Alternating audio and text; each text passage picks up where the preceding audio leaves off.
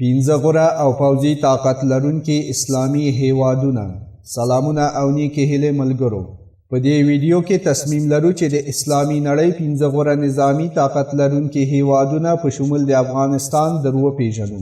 دغه درجه بندي د څیړنو پر اساس چې د 2018 کال په اوږدو کې پر 130 هیوادونو چې د نړۍ عصری او پرمختللی پوځي قوت لري ترسره شوې ده. ولې مخکې له هر څه د افغانستان ایکسپریس چینل سبسکرایب او د زنګ تڼۍ کیګا ترڅو په راتلونکي کې زمونژ ویډیو له لاسه ورنکړی.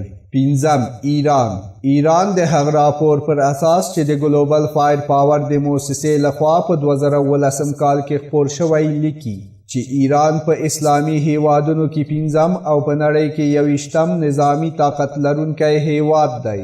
د ایران پوځي قوت 940 کسه ښودل شوی او همدارنګه دا هیواد 470 جنګي الوتکې لري، 1614 جنگي ټانګونه او 33 سمندري کښتۍ لري.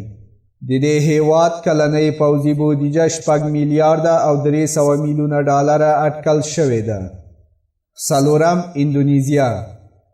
اندونیزیا په اسلامي هیوادونو کې څلورم او همدارنګه په نړۍ کې 14م غوره پوځي طاقت لرونکی هیواد دی. د دې هیواد پوځي قوت 915,950 تنه ده. اندونیزیا 441 جنگي الوتکې لري، 418 جنگي ټانګونه او 4 سمندري کښتۍ لري. د دې هیواد کلنۍ پوځي بودیجه 6 میلیارده او 900 میلیونه ډالره اټکل شوې ده. دریم،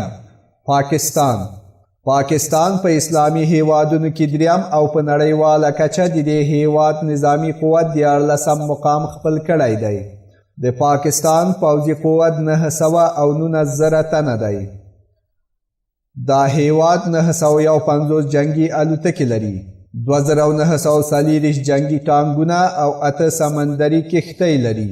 د دې هیواد پوځي بودیجه 2 میلیارده ډالره په کال کې اټکل شوې ده. دوهم، د مصر پوځي قوت په اسلامي هیوادونو کې دوهم او په نړیواله درجه بندي کې 10م مقام په نړۍ کې خپل کړی دی. د دې هیواد پوځي قوت 1,329,250 تنه دی، 1,112 جنگي الوتکې، 4,110 جنگي ټانګونه او همدارنګه دا هیواد 5 سمندري کښتۍ لري. د دې هیواد نظامی بودیجه 4 میلیارده او 400 میلیونه ډالره په کال کې اټکل شوې ده. لومړی، ترکیه د دې جدول په سر کې لومړی ځای خپل کړی او همدارنګه په عمومي درجه بندي کې د نړۍ 8م غوره او پوځي طاقت لرونکی هیواد دی. د ترکیې پوځي قوت 240,000 او 415 تنه دی.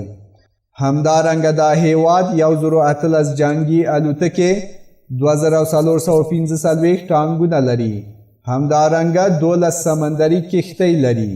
د دې هیواد پوځي بودیجه 8 میلیارده او 208 میلیونه ډالره په کال کې اټکل شوې ده. عربستان او افغانستان. عجیبه ده پوښی چې سعودي عربستان د 6م مقام په ترلاسه کولو سره په دې جدول کې ځای نه لري او همدارنګه د افغانستان پوځي قوت 14م مقام په اسلامي هیوادونو کې او 9 مقام په نړۍ کې ترلاسه کړی دی. د افغانستان کلنۍ پوځي بودیجه 11 میلیارده او 5 میلیونه ډالره اټکل شوې ده.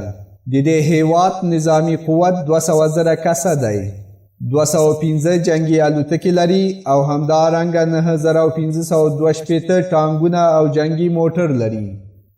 مننه چې د دې مطلب تر پایه مونږ سره وئ. تاسې کولی شئ چې خپلې تبصرې مونږ سره په کامنټ کې شریکې کړئ.